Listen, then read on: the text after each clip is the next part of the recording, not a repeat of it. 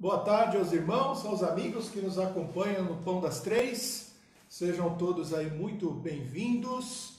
Fiquem à vontade para compartilhar então essa live, essa publicação.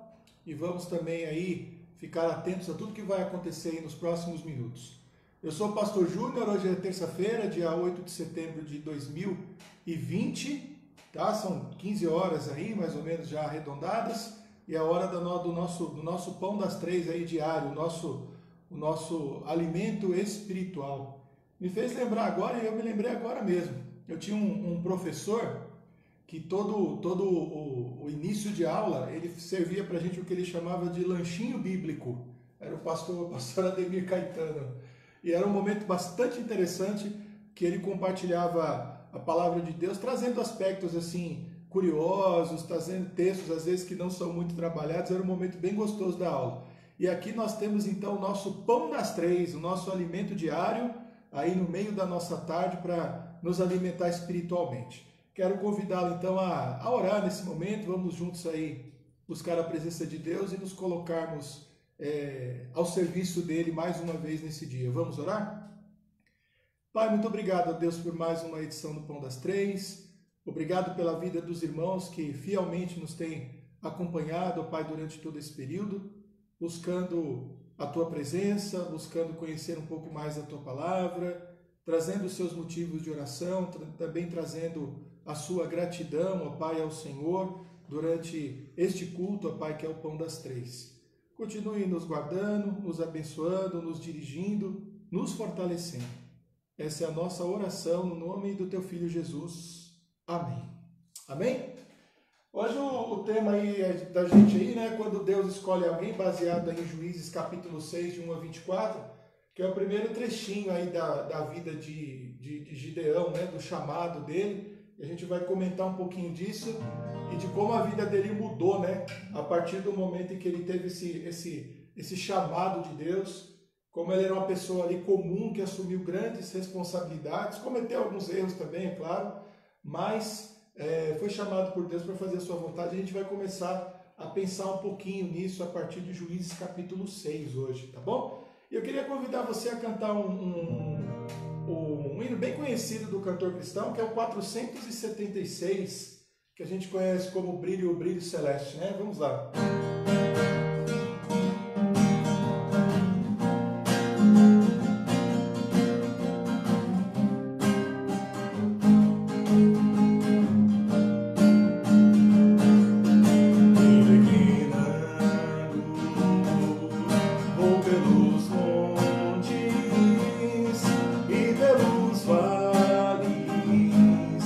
Sempre na luz, Cristo promete.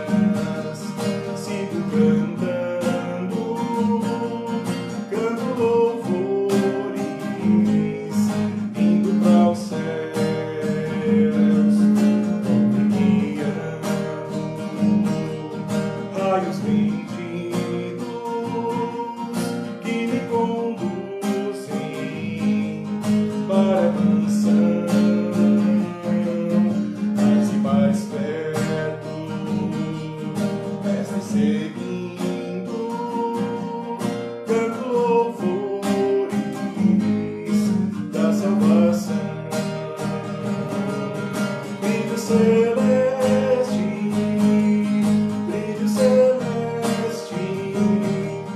enche a minha alma a glória de Deus.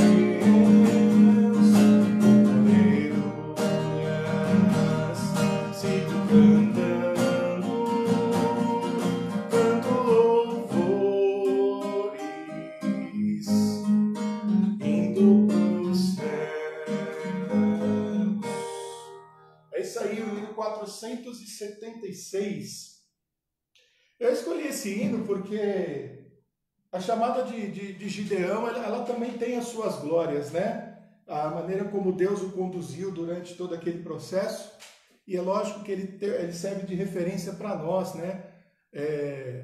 Em relação à nossa caminhada cristã. E é um pouco do que a gente vai começar a ver a partir de agora, tá bom? Então deixa aberto aí Juízes capítulo 6. Nós vamos ler aí um trecho longo. 24 versículos aí, né? 24, 25 versículos. 24. E a gente vai analisar. É só a primeira parte, tá, da vida de Gideão. A gente não vai entrar nos detalhes, nas coisas que aconteceram, isso aí a gente vai ver depois, tá? Porque a vida dele começa aqui no capítulo 6 e vai até o capítulo 9.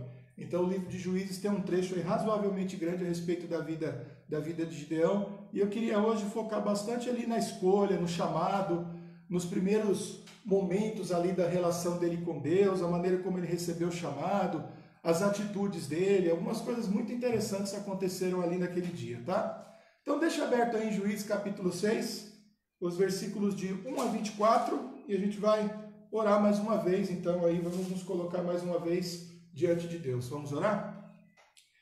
Pai, muito obrigado, Deus, por mais um culto, por mais um Pão das Três. Obrigado, Deus, pela Tua graça que nos tem guardado, que nos tem acompanhado. E nesse momento em especial, nós estamos pedindo, ó Deus, a Tua bênção para a leitura e para a interpretação, ó Deus, da Tua palavra. Nos ensina mais uma vez, ó Deus, através desse texto de Juízes, e que, ó Deus, as nossas vidas sejam, ó Deus, fortalecidas e guiadas, dirigidas, ó Pai, pelo Senhor, mais uma vez nesse dia. Muito obrigado, ó Deus, é a nossa oração no nome de Jesus. Amém.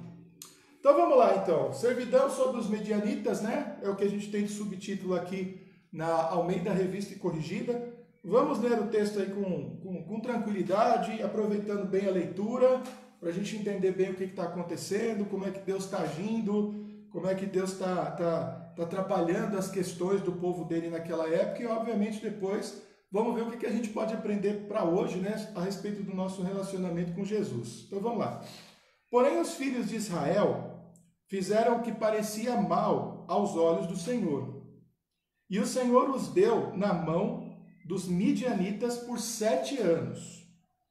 E prevalecendo a mão dos midianitas sobre Israel, fizeram os filhos de Israel para si, por causa dos midianitas, as covas que estão nos montes e as cavernas e as fortificações.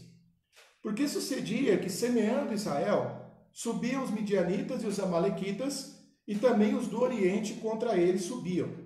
E punham-se contra eles em campo, e destruíam a novidade da terra, até chegar e não deixavam mantimento em Israel, nem ovelhas, nem bois e nem jumentos.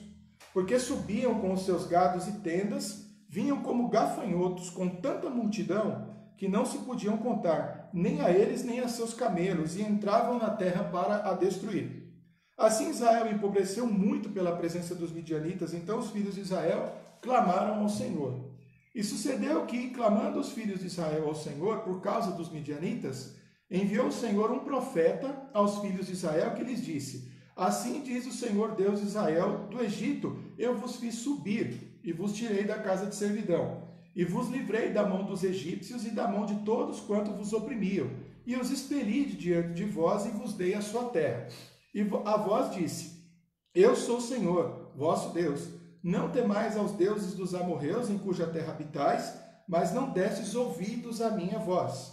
Então o anjo do Senhor veio e assentou-se debaixo do carvalho que está em Ofra, que pertencia a Joás, Abias-rita, e Gideão, seu filho, estava malhando trigo no lagar para o salvar dos midianitas. Então o anjo do Senhor lhe apareceu e lhe disse: o Senhor é contigo, varão valoroso. Mas Gideão lhe respondeu: ai, meu Senhor, se o Senhor é conosco, por que tudo isso nos sobreveio? E que é feito de todas as suas maravilhas que nossos pais nos contaram, dizendo: não nos fez o Senhor subir do Egito? Porém agora o Senhor nos desamparou e nos deu na mão dos midianitas. Então o Senhor olhou para ele e disse: vai nesta tua força e livrarás a Israel da mão dos midianitas, porventura não te enviei eu? E ele lhe disse: ai, Senhor meu, como que livrarei a Israel? Eis que a minha família é a mais pobre em Manassés, e eu sou o menor na casa de meu pai. E o Senhor lhe disse: porquanto eu hei de ser contigo, tu ferirás os midianitas como se fossem um só homem. E ele lhe disse: se agora tenho achado graça aos teus olhos, dá-me um sinal de que és o que falas comigo. Rogo-te que daqui não te apartes, até que eu venha a ti, e traga o meu presente, e o ponha perante ti. E disse: eu esperarei até que voltes. E entrou Gideão e preparou um cabrito e bolos asmos de um efa de farinha, a carne pôs num açafate, e o caldo pôs numa panela, e trouxe-lhe até debaixo do carvalho, e lhe o apresentou. Porém o anjo de Deus lhe disse: toma a carne e os bolos asmos e põe-os sobre esta penha, e verte o caldo. E assim o fez. E o anjo do Senhor estendeu a ponta do cajado que estava na sua mão, e tocou a carne e os bolos asmos. Então subiu fogo da penha, e consumiu a carne e os bolos asmos. E o anjo do Senhor desapareceu de seus olhos. Então viu Gideão que era o anjo do Senhor, e disse Gideão: ah, Senhor Jeová, que eu vi o anjo do Senhor face a face. Porém o Senhor lhe disse: paz seja contigo, não temas, não morrerás. Então Gideão edificou ali um altar ao Senhor e lhe chamou: o Senhor é a paz, e ainda até o dia de hoje está em Ofra dos Abias-ritas. Vamos só lembrar aqui um pouquinho da história, né? Recontar a história com as nossas próprias palavras. É uma coisa que eu gosto bastante de fazer. Eu faço isso muito com os meus alunos, com quem aprende a Bíblia comigo, né? Lê o texto e depois reconta a história por você mesmo. Depois você volta tentando aplicar, tentando entender. Então é um período de opressão dos israelitas sobre a mão dos midianitas, o povo de Midian. E o que o povo de Midian fazia? Eles não necessariamente atacavam os israelitas, guerreavam e matavam. Eles destruíam as lavouras e os animais, tudo e os pertences, causando o empobrecimento. Aí eles criaram uma estratégia. Eles começaram a cultivar e a plantar as coisas em terrenos menos apropriados, mais distantes, e também a fazer buracos, covas, cavernas, para guardarem as suas coisas, para evitar que os midianitas encontrassem. A Bíblia até diz que os midianitas, quando vinham, eles vinham em grandes bandos, porque aí as famílias ali agrupadas, separadas de Israel, não tinham como resistir. E aí tudo bem, acontecia isso, eles estavam vivendo aquela situação, e aí Deus mandou um profeta. O nome do profeta aqui não aparece, esse profeta aqui não é o Gideão, é uma pessoa qualquer lá para dizer para Israel o seguinte: olha, vocês estão sofrendo desse jeito porque vocês não fizeram a minha vontade, cederam aí às perseguições, aos deuses da terra, e agora vocês estão sofrendo as penalidades aí, dos castigos que já estavam, digamos assim, prometidos se vocês se desviassem.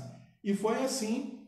Então, o que aconteceu? O povo começou a clamar ao Senhor, e quando clamava, ele mandava uma ação. Então, desce um anjo do Senhor e vai procurar Gideão. Gideão, ele mesmo se coloca aqui. Ele é de uma tribo pequena, a família dele é a menor da tribo, e da família dele ele é o menor. Então, ele é, na visão do próprio Gideão, e talvez fosse na nossa também, a última pessoa a ser procurada por Deus para fazer aquilo. Então, o anjo chega, conversa com ele, fala que é ele que vai livrar. Antes disso, tem uma conversa de Gideão com o anjo, falando para ele: a gente sabe das histórias do que aconteceu lá no Egito, por que o Senhor está deixando acontecer isso com a gente agora? E aí o anjo do Senhor traz o recado: é você que vai livrar Israel da opressão dos midianitas. Aí vem aquelas desculpas dele, que não são necessariamente para dizer que ele recusa a tarefa. até porque Deus, quando Deus chama alguém, ele chama e acabou, ele não fica negociando se a pessoa quer ou não, ele chamou e foi.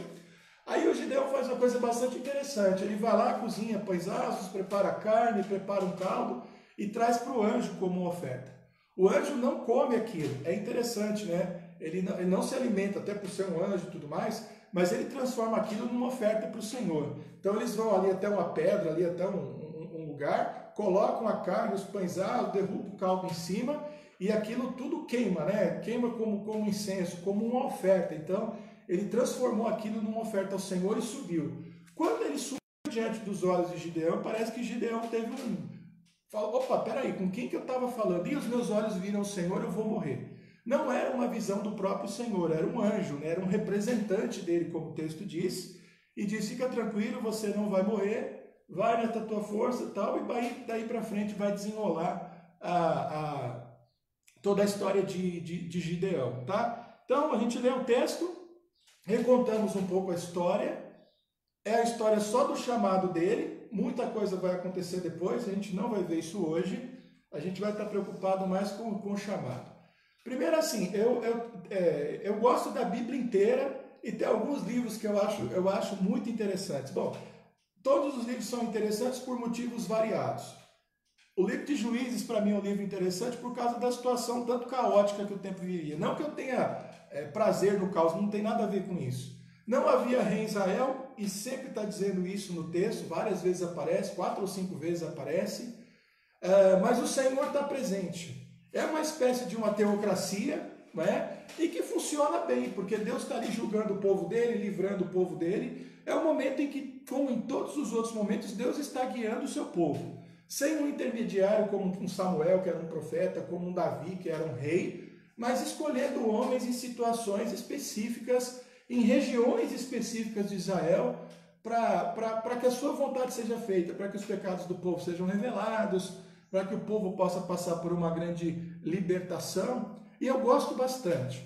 Eu gosto bastante também porque as figuras que são usadas por Deus, no livro de Juízes, como o autor de Juízes tem assim uma necessidade de mostrar que aquele período foi um fracasso, ele não tem medo nenhum de mostrar todas as dificuldades que todos os homens de Juízes têm. Quando a gente for ver Sansão, por exemplo, Sansão foi um fracasso retumbante. Ele só fez coisa errada na vida dele, né? Mesmo assim, foi alguém que Deus acabou usando. Isso é desculpa para a gente andar todo torto? Não, não. O que o livro de Juízes mostra para mim é que Deus controlava a história apesar dos seres humanos que ele tinha naquela época. Assim como ele controla a história hoje, apesar dos seres humanos que estão pela terra. Vale. O período de Juízes é bastante simbólico para todas as fases da humanidade. E eu gosto bastante disso, né? Dessas coisas que acontecem no livro de Juízes, tá? O livro de Juízes, né, a gente sempre gosta de repetir isso, ele mostra um ciclo, né? Tem um ciclo muito determinado, muito simples. Então é assim, o povo peca e é castigado. E o castigo geralmente vem por um povo inimigo oprimindo Israel. Seja fazendo guerra, seja como os midianitas, destruindo colheita, lavoura, destruindo os bens materiais, vem o juízo. O povo se arrepende, seja porque Deus mandou um profeta ou porque estão sentindo as dores do pecado. Deus ouve o pedido do povo, manda um libertador, o libertador guerreia e vem um período de paz. Depois começa tudo de novo. O povo peca, Deus manda opressão, vem o arrependimento, manda um libertador, livra, um período de paz, e aí volta a tribulação de novo, né? Volta os pecados de novo. Então esse ciclo, dentro do livro de Juízes, está sempre se repetindo. Eu acho temerário a gente pensar nisso a partir da nossa própria vida, tá? Esse ciclo, ele descreve o que o livro diz, tá? O nosso ciclo como cristãos tem que ser assim. Se a gente pecou, a gente se arrepende, o Senhor perdoa e a gente segue a vida em frente, tá? Tem que ser, o nosso ciclo tem que ser um pouco mais direto e mais limitado, talvez, que o ciclo de Juízes, tá? Então, vamos ver algumas coisas aqui para a gente pensar. A primeira delas que eu penso aqui nesse caso, né, quando a gente vê os juízes sobre a opressão dos inimigos, aí no caso do período de Gideão, empobrecendo por causa do seu pecado, né, sendo destruídos ali pelos midianitas, É que Deus sempre permite que o seu povo colha o que planta. Essa é uma lei espiritual, a gente pode estabelecer como uma lei espiritual. Lá na frente, no Novo Testamento, tá assim, né, nas palavras do apóstolo Paulo, né, que ninguém se engane, né, aquilo que o homem plantar, isso também colherá, aquilo que o homem semear também ceifará. Essa é uma regra, uma verdade, uma construção espiritual bastante importante. A gente sempre colhe aquilo que a gente planta. Por isso que a gente tem que ter cuidado com a maneira como a gente faz as coisas, a maneira como a gente vive os nossos dias. Todo dia é um dia de semeadura e de colheita. A gente pode não estar colhendo no mesmo dia o que plantou naquele dia, mas muitas vezes a gente está colhendo hoje o que a gente plantou semana passada, meses atrás. Então, é um texto, né, os juízes, né, e nesse período aqui mostram como é importante a gente está vivendo em paz com Deus e cada uma das nossas atitudes ser pensada também à luz da nossa vida como um todo. Se ele está dizendo que a semeadura ela vai proporcionar a colheita e que a colheita tem uma relação direta com a semeadura, e a gente usar também a ideia de que a semente geralmente é um grão pequeno e menor, que vai dar uma árvore, vai dar um fruto, vai dar algo muito maior, a gente também tem que fazer essa correlação de que mesmo que coisas pequenas da nossa vida, nós precisamos ter um cuidado com elas, porque elas podem se somar ao longo da nossa vida e trazer para nós uma colheita. Agora, eu estou pensando só do lado negativo, a gente tem que pensar do lado positivo também. Se a gente planta coisas boas, a gente vai colher coisas boas também. Veja que mesmo dentro desse ciclo de juízes, se há pecado que vem e o resultado do pecado é a opressão inimiga, a gente tem que ver também que com o arrependimento e a busca do Senhor, vem o livramento e o período de paz. Então, a gente quase pode quebrar o ciclo em duas partes, né? Um ciclo ruim e um ciclo bom. A gente sempre olha muito o ciclo ruim, pecou, está sendo punido. Mas tem o ciclo bom de arrependimento, de buscar a presença do Senhor vir na direção do seu povo, libertá-lo e dar a eles um período de paz. E olha que interessante, a gente não fica contabilizando, mas a gente até poderia fazer isso. Os períodos de tribulação do povo de Israel durante o período dos juízes é grande, mas os períodos de paz são maiores ainda. Há, por exemplo, aqui casos em que sofreram 7 anos, 10 anos, 20 anos, mas depois passaram por períodos de 60, 70, 80 anos de paz e de tranquilidade. E lembrando que não é sempre Israel como um todo, a gente fala em regiões também, tá bom?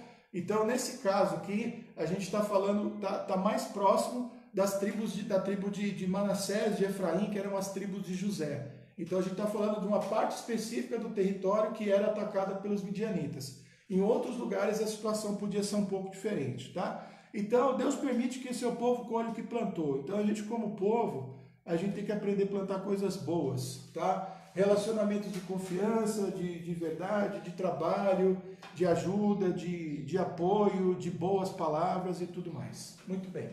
Uma segunda coisa, os problemas gerados, né, pelos inimigos, eles causam uma crise e um clamor por parte do povo. E sempre esse clamor por parte do povo é um clamor que Deus está disposto a ouvir. Então o clamor ele vem porque eles estão sentindo sofrimento. E no período do juízo, especificamente aqui nessa passagem que a gente leu, vem a eles a memória dos tempos bons, porque eles tinham a recordação. Graças a Deus, o pai de Gideão, a família de Gideão, aquela geração que estava vivendo, eles tiveram pais que tiveram a preocupação de contar para eles como tinha sido o passado de Israel, de como Deus tinha libertado, de como Deus tinha cuidado. Então, aquela geração estava sofrendo, mas ela trouxe à memória o que Deus já havia feito com o povo. E começam a se perguntar, por que está acontecendo isso com a gente? E o texto traz a consequência disso. Fala, olha, é por causa do pecado de vocês. Então vocês têm que clamar a Deus, vocês têm que se colocar diante de Deus. Então a segunda coisa importante é que Deus ouve a oração do seu povo quando o seu povo está vivendo uma situação de angústia e de desespero. É bom a gente colocar isso, porque olha que interessante. Tem muita gente que quando está passando uma fase difícil, ela tem dificuldades para buscar a presença de Deus. Ela se sente indigna de buscar a presença de Deus. A grande verdade é que a gente é indigno de entrar na presença de Deus em qualquer momento, quando a gente está bem e quando a gente está mal. Então é até um orgulho da nossa parte dizer assim, vou orar a Deus e graças a Deus a minha vida está maravilhosamente bem, meu coração está puro e limpo diante de Deus. Isso é um ato de arrogância, não acho uma coisa saudável. Mas o contrário também pode causar uma situação desagradável, que é a pessoa passando por dificuldades, por problemas e não buscar a presença de Deus. Eu vejo muita gente dizendo assim, agora você vai buscar a presença de Deus só porque você está no aperto. Mas olha aqui a Bíblia dizendo, e Deus ouvindo o povo dele. O povo dele tinha até esquecido dele. E aí passou o aperto, lembrou. Quando o povo dele chega diante dele, ele não diz assim, agora vocês lembram de mim, né? Não vou ajudar não. Não tem base bíblica para isso, é o contrário. Quando a gente busca a presença de Deus, que a gente está num sufoco, ele vai ouvir a gente. Isso é interessante para quebrar um paradigma de que a gente só pode estar na presença de Deus e buscando a presença de Deus quando tudo está bem. Não, a gente tem que estar buscando a presença de Deus e estar na presença de Deus em oração, esteja tudo bem, esteja tudo mal. Porque é Ele quem vai nos mostrar os pecados, é Ele quem vai nos curar, é Ele quem vai nos ajudar, é Ele quem vai resolver os nossos problemas, é Ele quem vai resolver as nossas dificuldades.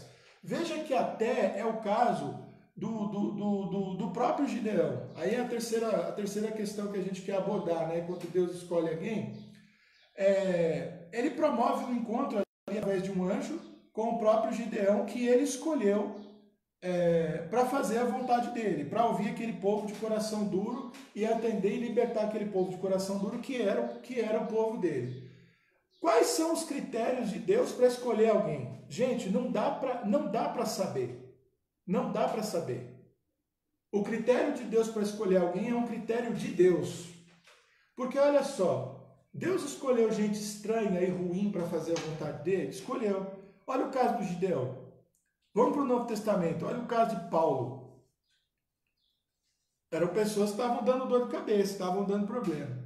Gente boa também foi escolhida para fazer a vontade de Deus? Foi, né? Davi foi escolhido para fazer, ele já era um menino ali, um rapaz com o coração voltado para Deus.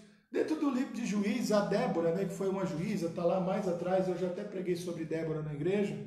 A Débora já era uma juíza, já era uma mulher assim com o coração cheio de Deus e que estava julgando as causas do povo lá debaixo da árvore. Então, é bastante complicado a gente querer estabelecer um padrão de como Deus escolhe pessoas. A gente vai então descobrir que a partir do momento em que ele escolhe, aí sim, ele vai exigir coragem, ele vai exigir fé, ele vai exigir santidade, ele vai corrigir as dificuldades, ele vai preencher aquilo que falta na vida das pessoas. Portanto, quando eu falei aí, quando Deus escolhe alguém, não foi nem no sentido da gente tentar descobrir quais eram as virtudes de Gideão, porque não dá, a gente só vê problema, só vê dificuldade, mas a gente vê que Deus escolheu pessoas também que eram pessoas que a gente pode dizer que eram pessoas boas. Então, o critério é um critério divino. É exatamente para dizer isso, quando Deus escolhe, Deus escolhe. É muito interessante isso, né? Eu até acredito, irmãos, a gente pode até estender esse argumento, né? Quando a gente realmente está na vontade de Deus, é Deus quem escolhe a igreja que a gente congrega, é Deus quem escolhe quem serão os nossos pastores, quem serão os nossos líderes, é Deus quem escolhe quais serão os nossos caminhos, é o Espírito que coloca sobre nós os dons que Ele quer que a gente use para atuar. Então, a melhor coisa é tentar entender qual é a vontade de Deus e para onde Deus está nos conduzindo para viver dentro da vontade dele, para não brigar com a vontade dele. Gideão, ele é até interessante. Ele até parece dar a entender que ele queria recusar a tarefa. Até parece, né? Mas ele acaba não recusando. As palavras dele eu ouço até como palavras de bastante humildade. Quem sou eu? Da menor tribo, da menor família e o menor da família.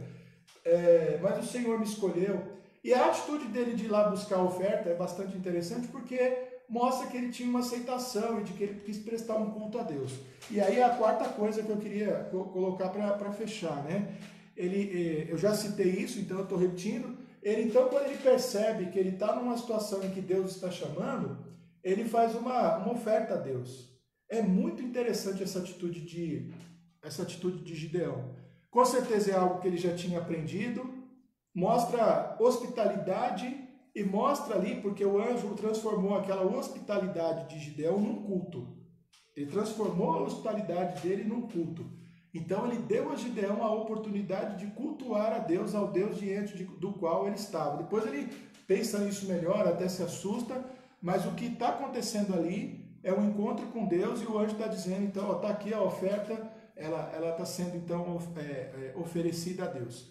É muito interessante isso, porque é um homem sendo chamado para o trabalho de Deus e mesmo assim entendendo que ele precisa cultuar a Deus e precisa, de alguma maneira, se manter na presença de Deus.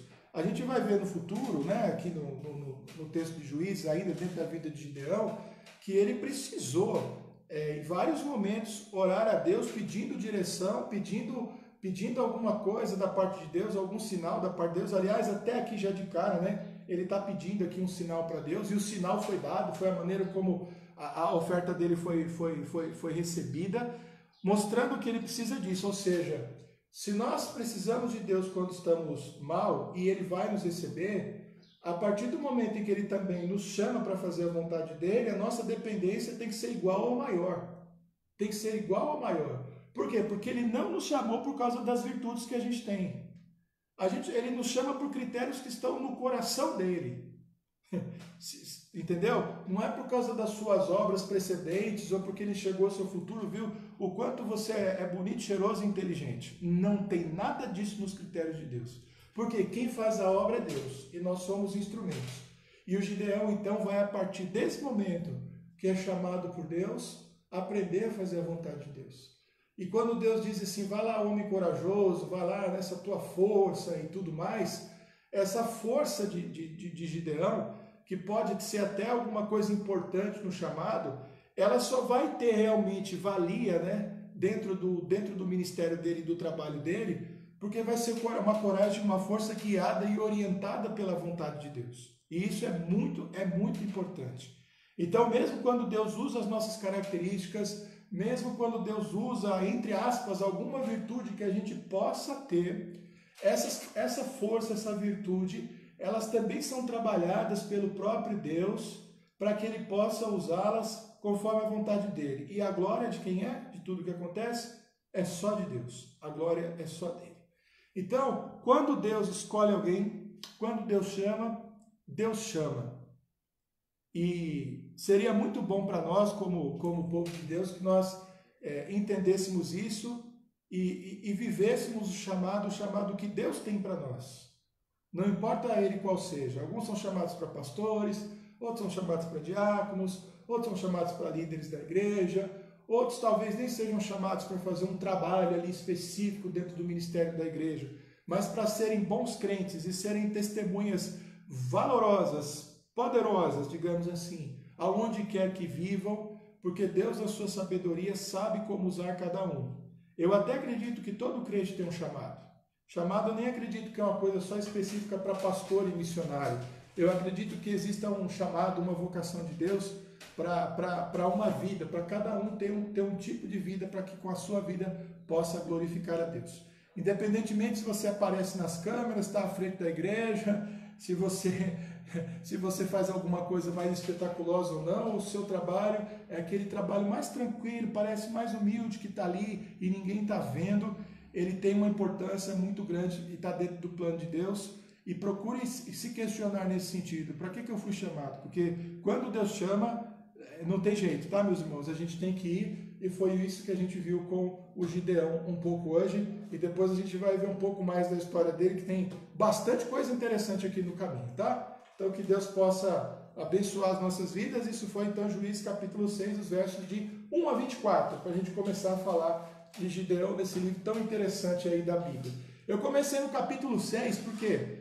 Porque se você recuperar o passado aí das minhas pregações, eu já fui até o capítulo 5, com a Débora, tá? Então eu estou retomando aí um pouquinho o livro de Juízes, um livro interessantíssimo para a gente estudar. É isso aí, vamos orar? Vamos ver os motivos aqui de oração. Tem coisa chegando aqui. Tá. Já vou começar por esse aqui. A irmã Suzy, boa tarde, irmã Suzy. Obrigado pelo retorno, obrigado pela comunicação. A irmã Nadir, inclusive na semana passada nós oramos pela vida do Arlindo, que é o nosso irmão em Cristo, é irmão em Cristo, irmão na carne, né, da nossa irmã Nadir, lá em São José dos Campos. Está passando por um momento muito difícil de saúde, com câncer, num estágio assim bastante avançado. E a irmã Suzy mandou para a gente aqui para continuar orando pela vida do Arlindo. Vamos continuar orando pela vida do Arlindo. É isso aí. Ontem nós tivemos aí o sepultamento, né, do nosso irmão Ivan. A igreja foi comunicada. Foi uma surpresa, né, um choque para todos nós aí, a passagem dele, né, a ida dele para se encontrar com Cristo. Mas graças a Deus, um homem que tinha o temor de Deus no coração. Oremos agora pela família, principalmente por nossa irmã Gildeni, com essa perda tão significativa, né? Então, só lembrando, a igreja esteve lá, muitos irmãos estavam lá, nós tivemos a oportunidade de realizar o culto fúnebre, nós tínhamos representantes também do nosso corpo diaconal, pessoas da igreja que são ligadas à família, que têm amizade. A igreja, graças a Deus, estava muito bem representada nesse momento de luto da família e ali no sepultamento do nosso irmão Ivan. A Cida Teixeira pediu para agradecer. Lembra que nós, na semana passada, pedimos oração por ela, porque ela ia fazer uma viagem com a família? Pois bem, ela foi e voltou e está muito bem, feliz pela viagem. Parece que foi uma viagem longa, demorada, mas foi muito agradável. E ela, com muita alegria, pediu para que a gente compartilhasse esse motivo de gratidão. Nós temos outros 2 pedidos aqui também. Um é para a nossa irmã Valdomira. Hoje o Douglas me mandou esse recado aí um pouco mais cedo. A nossa irmã Valdomira tem passado por algumas crises de saúde, tem tido algumas convulsões, e numa dessas ela acabou caindo e acabou quebrando o dedinho do pé. O famoso 5º metatarso, né, o pezinho lá, né, do pé. Graças a Deus ela tá recuperada, se recuperando disso, mas vamos orar pela saúde dela, tá bom?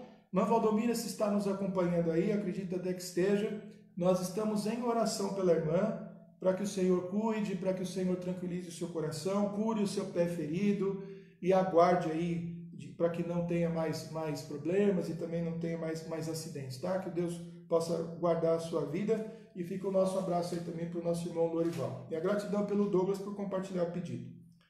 A irmã Ruth, um pouquinho antes aqui do Pão das Três, aí deu tempo de pegar ainda, ela pediu oração pelo filho dela, o Marcel. O Marcel está internado, parece que ele teve está aqui como um pequeno AVC. Vamos orar pela vida dele, para que ele possa ser tratado lá no hospital. Se foi um AVC, criou um coágulo, que ele possa se dissipar e ele possa ficar aí sem sequela, sem nada e poder voltar para casa aí o mais rápido possível, tá? Então temos esses motivos aí de oração. Da nossa lista aqui,